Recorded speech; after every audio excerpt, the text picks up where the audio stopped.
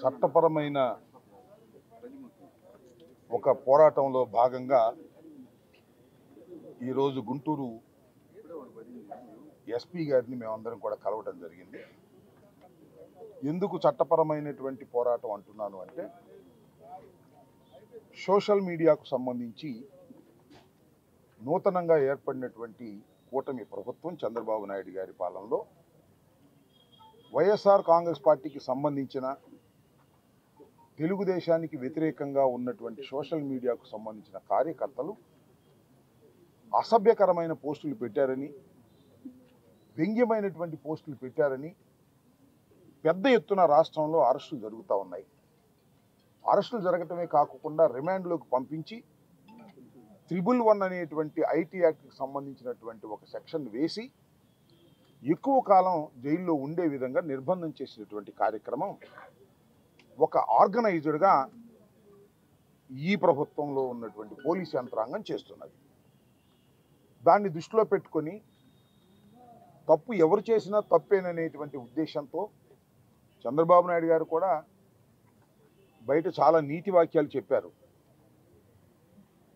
YSR Congress party వారే కాదు, Telugu Desam party వారైనా సరే అసభ్యకరమైన, వ్యంగ్యమైన, చట్ట వ్యతిరేకమైన పోస్టులు పెడితే వాళ్ళని కూడా అరెస్ట్ చేస్తామని చెప్పారు. మరి ఈ ప్రభుత్వం వచ్చిన తర్వాత మా వాళ్ళని అయితే అరెస్ట్ చేశారు, వందలాది కేసులు పెట్టారు, కానీ ఒక్కరిని కూడా అరెస్ట్ చేయలేదు. దాన్ని దృష్టిలో పెట్టుకొని ఈ పోస్టులు ఏదైతే అసభ్యంగా మాట్లాడారో,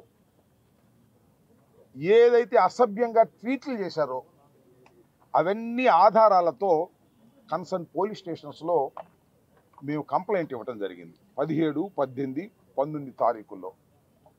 నేనైతే 19వ తారీఖున స్వయంగా నేను వెళ్ళి 5 కంప్లైంట్లు ఇవ్వడం జరిగింది. అలాగే మా నాయకులు, వివిధ నాయకులు, కార్పొరేటర్లు తమ తమ పరిధిలో ఉన్నటువంటి పోలీస్ స్టేషన్స్లో కంప్లైంట్ ఇవ్వడం జరిగింది.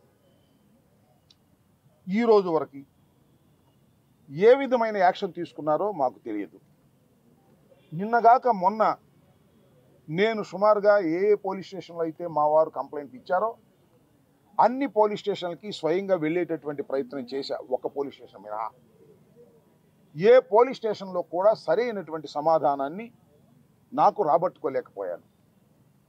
ఎంక్వైరీలో ఉన్నాయని కొంతమంది, మా సిఐ గారు లేరని కొంతమంది, మళ్ళీ సిఐ గారు లేకపోతే వారికి ఫోన్ చేసి వారితో కనుక్కుంటే నేను వచ్చిన తర్వాత మీకు ఎక్స్ప్లెయిన్ చేస్తానని చెప్పడం, ఇలాంటివి జరిగాయి.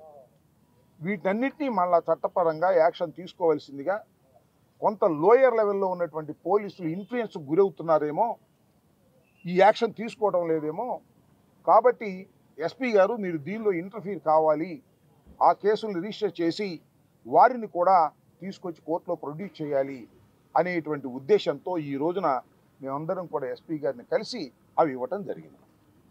నేను మీ అందరికీ మనవి చేస్తున్నా, నేనైతే స్వయంగా వెళ్ళి నా మీద ట్వీట్ చేసినటువంటి అయ్యన్న పాత్రుడు గారికి మీద, అలాగే జగన్మోహన్ రెడ్డి గారి మీద ట్వీట్ చేసినటువంటి లోకేష్ గారి మీద, ఇంకా ఇతరత్ర అయ్యో పేర్లు ఉన్నాయి, వాళ్ళందరి మీద నా మీద పర్సనల్గా చేశారు. జగన్మోహన్ రెడ్డి గారి కుటుంబం మీద చేశారు. వారందరికీ ఆధారాలతో సహా మేము కంప్లైంట్స్ ఇచ్చాం. విచారణలో ఇవి నిలబడతాయని మేము నమ్ముతున్నాం. మరి మా సోషల్ మీడియా కార్యకర్తల మీద అరెస్టులు చేసినప్పుడు వారి మీద కూడా మీరు ఎందుకు యాక్షన్ తీసుకోరు అనేది మా ప్రశ్న. ఇక్కడ మీరు అలా యాక్షన్ తీసుకోలేదు అంటే చట్టం తన పని తాను చేసుకోకుండా మధ్యలో మీరు గొంతు పిసుకుతున్నారని అర్థం. అలా చట్టం తన పని చేసుకునే విధంగా పోలీస్ యంత్రాంగం పని చేయాలని మేము కోరుకుంటున్నాం. పాపం పోలీసులు కూడా, నేను మంత్రిగా చేశా, చాలామంది పోలీసు వారు నాకు తెలుసు. పాపం వాళ్ళు స్టేషన్కి వెళ్తే కూర్చోమనలేరు, నుంచోమనలేరు. కూర్చోమంటే పోస్టింగ్ పోద్దేమోనని భయం. రాంబాబు గారు వచ్చారు, కూర్చోమన్నాడు, ఈ ఎస్ఐ, ఈ సిఐ తీసాయి ఈయన ఇక్కడ నుంచి అంటారేమోనని భయం. గౌరవం అయితే మా మీద ఉంది, ఎందుకంటే ప్రభుత్వాలు మళ్ళా మారతాయనేటువంటి ఉద్దేశంతో. పాపం పోలీసు వారు కూడా పాపం లోయర్ లెవెల్లో కింద మీద పడతా ఉన్నారు. అమ్మో, లోకేష్ గారి మీద కేసు ఇచ్చారే, చట్ట ప్రకారంగా కరెక్ట్ అయినా కూడా కడితే మళ్ళీ ఏమైద్దో మనకి, అయ్యో అయ్యన్న పాత్రుడు గారి మీద ఇచ్చారే కడితే ఏమైద్దో అని భయపడుతున్నారేమోనని మాకు సందేహం. కాబట్టి చట్టం తన పని తాను చేసుకుపోతుంది అని, భారత రాజ్యాంగం ప్రకారమే వ్యవస్థ నడుస్తుందని నిరూపించవలసినటువంటి బాధ్యత ఈ ప్రభుత్వానిది. ప్రధానంగా పోలీసు యంత్రాంగాన్ని. ఇవాళ అరెస్టులు, రిమాండ్లు, బెయిల్లు ఈ కార్యక్రమం జరుగుతుంది కదా. మా సోషల్ మీడియా యాక్టివిస్టుల్ని, ఇంటూరి రవికిరణ్ అనేటువంటి ఒక యాక్టివిస్టుని ఇవాళకి 13 రోజులు 14 రోజులు అయింది. తిరగని స్టేషన్ లేదు. సుమారుగా 30 స్టేషన్లు తిప్పారు. పాపం అతనికి ఏమో స్టంట్ వేసుకున్నారు, కాళ్ళల్లో రాడ్లు ఉన్నాయి. అయినా సరే కారులో ఎక్కుతున్నారు, తిప్పుతున్నారు. ఇప్పుడు దాకా తిప్పుతారంటే అయ్యా ఇక నేను ఈ పార్టీలో ఉండను అనేదాకా తిప్పుదామని చూస్తున్నారు. అతనేమో చచ్చిపోయిన ఈ పార్టీలో ఉంటానంటున్నాడు. రాటు తేలుతున్నారు మా కార్యకర్తలు. దీన్ని ప్రభుత్వం, ముఖ్యంగా పోలీసు యంత్రాంగం తప్పనిసరిగా యాక్షన్ తీసుకోవాలని మేము కోరుతున్నాం. This is the procedure. ఎప్పుడైతే స్టేషన్ హౌస్ ఆఫీసర్ సరైన యాక్షన్ తీసుకోరో ఆ ఎస్పీకి ఇస్తాం. అప్పుడు కూడా సరైన యాక్షన్ తీసుకోలేదు, we will approach to the court. న్యాయస్థానానికి వెళతాం, న్యాయస్థానాల్లో న్యాయాన్ని రాబడతాం. అందరూ చట్టం ముందు ఎవరైనా సమానులే. అది స్పీకర్ అయినా, ముఖ్యమంత్రి అయినా, విద్యాశాఖ మంత్రి అయినా, ఎవరైనా కూడా సమానులే అని నిరూపించేటటువంటి మా పోరాటం ఇది. ఈ పోరాటంలో భాగంగానే ఇవాళ ఎస్పీ గారిని కలిసాం. ఈ పోరాటం ఇంతతో ఆగదు. చాలా చూస్తున్నాం, యూట్యూబ్లో చూస్తున్నాం, పోస్టింగులు చూస్తున్నాం, ఎంత భయంకరంగా పెడుతున్నారో మేము చూస్తున్నాం. మీరు కూడా చూస్తూ ఉంటారు. వారి మీద మాత్రం యాక్షన్ ఉండదు. కాబట్టి దీన్ని ఇవాళ ఎస్పీ గారిని కలిసి వారితో ఈ కంప్లైంట్స్ అన్ని ఇచ్చి మళ్ళా ఎక్నాలెడ్జ్మెంట్ కూడా తీసుకొని వెళ్ళేందుకు ప్రయత్నం చేస్తూ ఇవాళ ఆయన దగ్గరికి వచ్చాం. ఆయనతో మాట్లాడాం, ఆయనకి ఇచ్చాం, మళ్ళీ తిరిగి వెళుతున్నాం. ఇది అంతం కాదు, ఇది ఆరంభం మాత్రమే మా పోరాటంలో అని మీ ద్వారా రాష్ట్ర ప్రజానీకానికి తెలియపరుస్తున్నాను.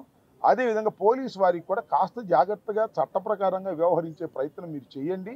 మీ పోస్టింగ్లు ఉన్నా లేకపోయినా కాస్త ఆ రకంగా చేస్తే బాగుంటుందని ఒక ఉచిత సలహా ఇస్తున్నాం. మీకుండే ఇబ్బందులు మీకుండే, నేను కాదని అనలేను. కానీ చట్టం ఎప్పుడు చూస్తూనే ఉంటుంది. చట్టాన్ని తప్పారా వేటు పడుతుంది, ట్రాన్స్ఫర్ కాదు అసలుకే వేటు పడుతుంది. దీన్ని జాగ్రత్తగా ఆలోచించుకోవాలి. మనం చేస్తున్నా మరి జమిలీ ఎన్నికలు వస్తాయంటున్నారు, అవి కూడా గుర్తుపెట్టుకోమని కూడా మనం చేస్తున్నా.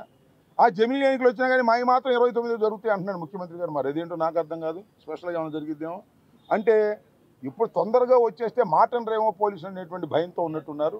ఏది ఏమైనా చట్ట ప్రకారం వ్యవహరించాలని మిమ్మల్ని అంటే పోలీసు యంత్రాంగాన్ని కోరుతున్నాను.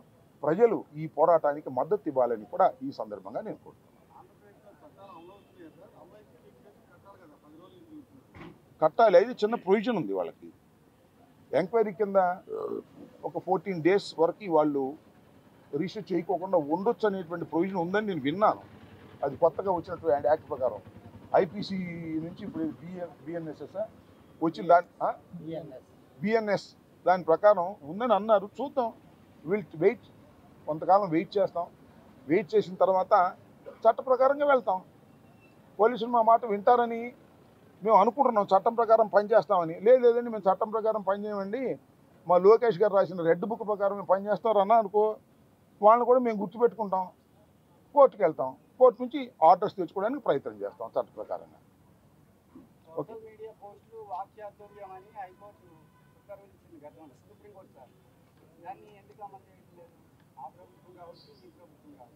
సరే, ఆ ప్రభుత్వం సంగతి ఎందుకులే, మేము ఊడిపోయి ఉన్నాగా. ఇప్పుడున్న ప్రభుత్వం సంగతి చెప్పు. మరి వాక్ స్వాతంత్రం అంటే బూతులు తిట్టడం వాక్ స్వాతంత్రమా అన్నాడు చంద్రబాబు నాయుడు గారు.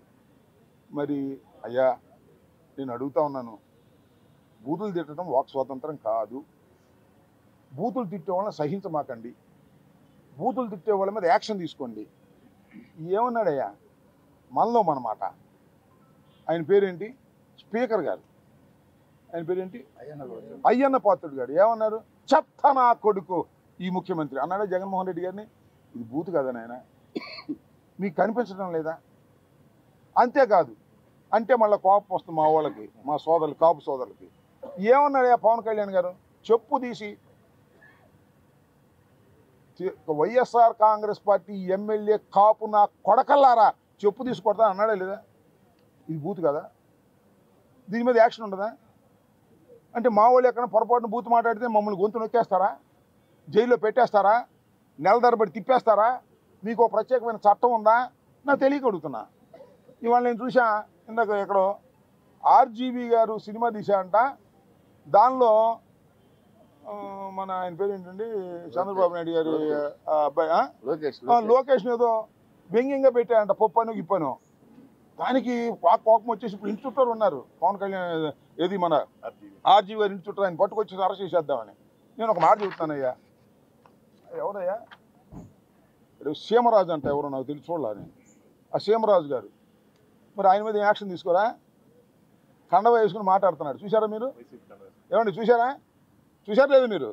వైసీపీ కండవ వేసుకుని మాట్లాడుతున్నాడు, మా పార్టీ వాళ్ళలాగానే మాట్లాడతాడు, జగన్మోహన్ రెడ్డికి అనుకూలంగా ఉండగా మాట్లాడతాడు, నన్ను తిడతాడు. ఆ ఇరిగేషన్ మంత్రి అంట, అరే బాబు వాడికి ఏం తెలియదు, వాడు డ్యాన్సులు వేస్తాడు అని మాట్లాడుతున్నాడు, అది యూట్యూబ్లో చూపిస్తాడు, అది నేరం కాదంట. బూతులు తిడతాడు, అది నేరం కాదంట. సినిమా సెన్సార్ చేసి వచ్చిన సినిమా అంటే నేరం అంట. అందువల్ల ఆర్జీవీని లోపలేసేస్తారంట. ఎక్కడ పోతారా లోపలేసి? ఇవాళ అయిపోద్దా? పాపం పండదా? ఇన్ని బూతులు మాట్లాడేటటువంటి మీరు ఇవాళ మా గురించి చెప్తున్నారు. శాసనసభలో ఏమంటారు? శాసనసభలో మొన్న కూడా చంద్రబాబు నాయుడు గారు మాట్లాడేటప్పుడు మాట్లాడారు చాలామంది, చూశాను నేను. ఇప్పుడు ఎందుకులే అన్నీ? ఈ సీమరాజు ఒక ఆయన వచ్చాడు, అంతకుముందు ఇంకో రాజు గారు ఉండేవాడు, గుర్తుందా మీకు? మా పార్టీనే, మా పార్టీలో గెలిచాడు, ఎంపీ అయ్యాడు. ఏంటని? రఘురామకృష్ణరాజు గారు. మా కండవా వేసుకునేవాడు, ఇప్పుడు సీమరాజు లాగానే మమ్మల్ని తిడుతుండేవాడు, చంద్రబాబు నాయుడుగా ప్రోత్సహిస్తూ ఉండేవాడు. ప్రోత్సహించి తెలుగుదేశంలో తీసుకున్నాడు. మమ్మల్ని తిట్టన్నాళ్ళు తిట్టాడు. ఎన్ని తిట్టాడండి అయ్యా? ఎన్ని తిట్టాడు చెప్పండి ప్లీజ్? మీరందరూ చూస్తున్నారు కదా. తిట్టుకోకుండా జగన్మోహన్ రెడ్డిని తిట్టాడే. తిట్టిన అది ఏమన్నాడు తెలుసా మీకు? నేను జగన్మోహన్ రెడ్డి నా ఫ్రెండ్ రాజశేఖర రెడ్డి కుమారుడు, తప్పో రైటో తెలియక వాడు వీడు అన్నా నీకు అన్నాడు స్పీకర్కి ముందు. తిట్టినాను ఆయన ఒప్పుకున్నాడుగా. ఆయన ఇప్పుడు స్పీకర్ చేశావు ఆ రాజుగారిని. మళ్ళీ ఈయనెవరు ఇంకో రాజుగారు వచ్చాడు. పాపం ఆ రాజుగారు పేమెంట్ తీసుకునే మనిషి కాదులే, కాస్త చంద్రబాబు నాయుడు వల్లో పడి జగన్మోహన్ రెడ్డి గారిని తిట్టాడు మా కండవ వేసుకుని. ఇప్పుడు కొత్తగా ఇంకో సీమరాజు గారు అంట, ఆయన వచ్చాడు. ఆయన క్యాష్ మొత్తం లోకేషే, రోజు తిడుతున్నాడు, ఇష్టం వచ్చినట్టు తిడుతున్నాడు. దానికి సెన్సార్ లేదు. ఆర్జీవీని అయితే లోపలేస్తారు, సీమరాజుని అయితే నెత్తిని పెట్టుకు పొగుడుతారు. ఎక్కడ పోయే కాలం వచ్చిందా మీరు? ఏది నాకు అర్థం కాల. ఇవాళతో అయిపోతాయి ఆ రాజకీయాలు నేను మనవి చేస్తున్నా. ఇవాళతో ప్రభుత్వాలు శాశ్వతంగా ఉంటాయని మనవి చేస్తున్నా. చట్ట ప్రకారం వెళ్ళకపోతే ఎవరైనా మూల్యం చెల్లించవలసిందేననే విషయాన్ని దయచేసి గుర్తుపెట్టుకోమని ఈ సందర్భంగా నేను చెప్తున్నాను. We are going to a legal battle. చట్టపరమైన యుద్ధం చేస్తాం, ఎంత దూరమైనా వెళ్తాం, న్యాయం కోసం పోరాడతాం. చట్టం ముందు లోకేష్ అయినా, అంబటి రాంబాబు అయినా, సీమ రాజైనా, ఆ త్రిపుల్ రాజైనా, ఇంకో స్పీకర్ గారు అయ్యన్న పాత్రుడైనా, ఈ లింగపాత్రుడైనా, ఎవరైనా ఒకటేనని నిరూపించేంత వరకు మేము పోరాటం చేస్తాం, తగ్గేదే లేదని కూడా ఈ సందర్భంగా నేను చెప్పలేదు.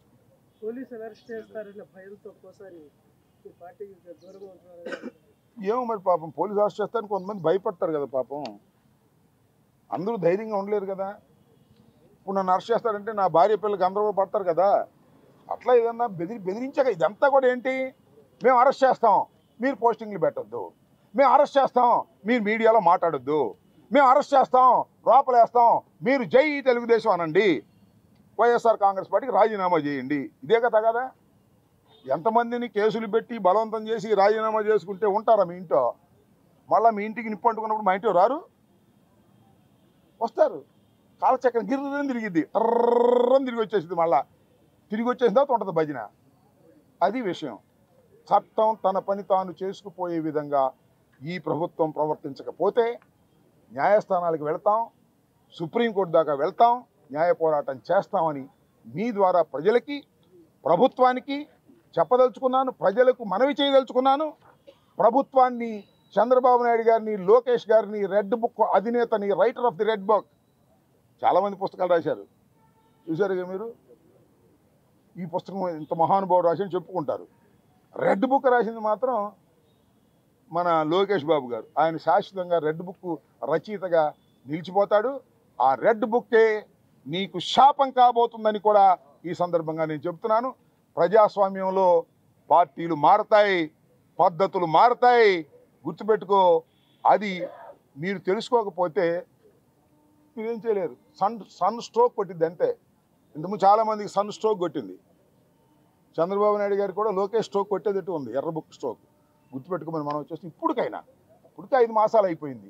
ఇంకా ఎందుకని మా మీద కక్ష? అధికారం వచ్చింది మీకు, అధికారులు మంచి పనులు చేయండి అయ్యా, రోడ్లు వేయండి అయ్యా, గుంటలు పుడుస్తూ ఎందుకు రోడ్లు వేసేయండి, ఇంకా బ్రహ్మాండంగా చేయండి. ఆ గ్యాస్ బండ్లు ఇవ్వండి, అమ్మఒడి ఇవ్వండి, ఇట్లా డబ్బులు ఇచ్చే కార్యక్రమాలు చేయండి. మీరు వాగ్దానం చేసి ఇవ్వండి, కొత్త ఏమొద్దు, అయ్యేం చేయరంట, మమ్మల్ని అరెస్ట్ చేసి లోపలేస్తారంట. చూస్తాం, అది కూడా చూస్తాం.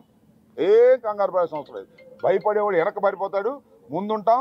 తర్వాత టైం వచ్చినప్పుడు భయపడ్డవాడు కూడా ముందుకు వస్తాడు. డోంట్ వరీ, భయం అనేది సహజం ఈ దేశంలో. వారి కుటుంబాల పాపం వాళ్ళకు ఉంటాయి.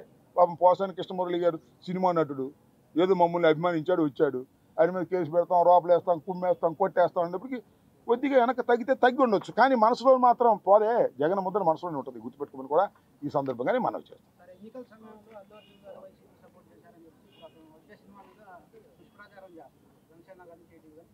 అల్లు అర్జున్ గారి సినిమా మీద ఎంతమంది దుష్ప్రచారం చేసినా అది పార్ట్ 2 కదా.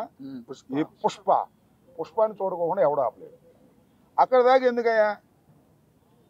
నందమూరి తారక రామారావు గారి కుటుంబం జూనియర్ ఎన్టీఆర్ సినిమాను చూడకుండా బహిష్కరించాలని ప్రయత్నం చేశారా? ఆపగలిగారా? అట్లాగే ఇప్పుడు ఆయన పేరేంటి, అల్లు అర్జున్ గారి సినిమాని ఆపాలని ప్రయత్నం చేస్తే ప్రజలు చూడరు. బాగున్న సినిమా ఏదైనా చూస్తారు.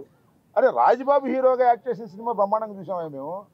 సినిమా బాగుంటే, ఎన్టీ రామారావు గారి సినిమాలు బాగోకపోతే ఫ్లాప్ అయినాయండి. ఏం చెప్తాం? సినిమా బాగుంటే ఎవరైనా చూస్తారు. అరచేతిని అడ్డుపెట్టి సూర్యకాంతిని ఆపలేరు. అదేవిధంగా ఇలాంటి ఎదవపోకళ్ళు పోయి సినిమాని ఆపలేరు అని మరొకసారి నిరూపించేటటువంటి కార్యక్రమం వస్తుంది. అల్లు అర్జున్ అయినా, లేదా జూనియర్ ఎన్టీఆర్ అయినా, లేకపోతే మరొకరైనా సినిమా బాగుంటే ఎవరైనా చూస్తారు, బాగోపోతే ఎవరు చూడరు. నాకు తెలిసి అందరూ ఉవ్విళ్ళూరుతున్నారు. పుష్ప 2 చూద్దాం, దానిలో ఎంత బ్రహ్మాండంగా ఉంటుందని అందరూ ఎదురు చూస్తున్నారు. నేను కూడా ఎదురు చూస్తున్నా. మరీ థియేటర్లోకి వెళ్ళి చూడాలంటే ఇబ్బందిని, నేను కూడా పుష్ప 2 ఎలా ఉంటుందో చూడాలని నాకు బాగా కోరికగా ఉంది. ఎందుకంటే చాలా అద్భుతంగా, పార్ట్ 1 అద్భుతంగా ఉంది కదా, హాలీవుడ్ స్టైల్లో ఉంది కదా, అందరినీ తలదన్నే విధంగా వెళ్ళాడు కదా అల్లు అర్జును. అందువల్ల బాగా జలసిగా ఉంది కొంతమందికి. మీ జలసి వల్ల మీ కడుపులు పుచ్చిపోతాయి, గుర్తుపెట్టుకోండి. పోయేవాడిని ఎవడో పట్టుకోలేడు, పైకి వెళ్ళేవాడిని. మీరు పట్టుకోవాలని ప్రయత్నం చేస్తే మీ కడుపులే గ్యాస్తో పుచ్చిపోతాయి, గుర్తుపెట్టుకోమని ఈ సందర్భంగా చెప్పదు. ఏంటి, నేను సినిమా చూడమని నువ్వు చూడు, నాగరాజు టికెట్ ఇస్తాను నీకు, అందరు చూడలేను. కానీ నాకెందుకు సినిమా ప్రచారం? అడిగారు కాబట్టి చెప్పాను. నేను సినిమా జోలికి వెళ్తానా? అడిగారు కాబట్టి చెబుతాం. అప్పుడెప్పుడో బ్రో సినిమా గురించి వెళ్ళాము, దానిలో నాది కూడా పెట్టారు కాబట్టి. అనేది ఏంటంటే, మీరు అడిగారు కాబట్టి కాస్త చెప్పాలి కాబట్టి, మీకు చెప్పకపోతే బాగోదు కాబట్టి కొన్ని ఏమో చెప్పము, కొన్ని ఏమో చెబుతాం. మనకు నచ్చింది చెబుతాం, మనసుకు నచ్చని నో కామెంట్ అని వెళ్ళిపోతాం. అని అడిగాడు. జూనియర్ ఎన్టీఆర్ని, అల్లు అర్జున్ని ఇద్దరిని బహిష్కరించాలని ఎవరైనా అనుకుంటే అది మీ భ్రమ తప్ప ఎవరిని బహిష్కరించలేరు ఈ దేశంలో, ఈ సినిమాల్లో. గుర్తుపెట్టుకోండి, అల్లు అర్జున్ ఈజ్ ఇంటర్నేషనల్ యాక్టర్గా రూపుదిద్దాడు. అవునా కాదా? అవునా కాదా? Thank you. టీడీపీకి నీకు కడుపు మాడితే నువ్వే అంటిస్తావు. నీ కడుపు మాడేదాకా ఆగు. జర్నలిస్టువే కదా. ఇప్పుడు సోషల్ మీడియాలో అరెస్ట్ చేస్తారు, రేపు జర్నలిస్టులను అరెస్ట్ చేస్తారు అనుకో, ఒక వార్త రాసావని, అప్పుడు నువ్వే అంటిస్తావు. నేనేం తెచ్చాల్సిన అవసరం ఏముంది? ఓకే, పబ్లిక్ ఉన్నారా? మాకు తెలియదు, ఉంటే ఉన్నారేమో. 3 గ్యాస్ బండలు ఇవ్వకపోయినా మాకు సమ్మగానే ఉంటుంది, సూపర్ 6 చేయకపోయినా మాకు సమ్మగానే ఉంటుంది. అనుకుంటే నేనేం చేయను? వారికి ధన్యవాదాలు. అమ్మ ఒడి ఇవ్వకపోయినా శభాష్ అంటే ధన్యవాదాలు. రైతు భరోసా ఇవ్వకపోయినా శభాష్ అంటే ధన్యవాదాలు. మాకేమి ఇవ్వకపోయినా మమ్మల్ని ఎండగట్టినా మేము బ్రహ్మాండంగా ఉంది అంటే ధన్యవాదాలు. చూద్దాం, టైం విల్ డిసైడ్. కొలబద్దలు ఇప్పుడు లేవు, ఎన్నికలే కొలబద్దలు 4.5 సంవత్సరాల తర్వాత వస్తాయి. ఈ లోపలే వస్తాయి అంటున్నారు, కానీ చంద్రబాబు మాత్రం ఒప్పుకోండి 29కి వస్తాయి అంటున్నాడు. కాబట్టి తొందరలోనే వస్తాయని బీజేపీ వాళ్ళు అంటున్నారు, నేను కాదుగా. అని తొందరగా వస్తే అవి కొలబద్దలు. ఏముంది, 5 నెలలకి ఏముంటుంది కొలబద్దలు? మా మీద అరెస్టులు తప్ప. Okay, thank you.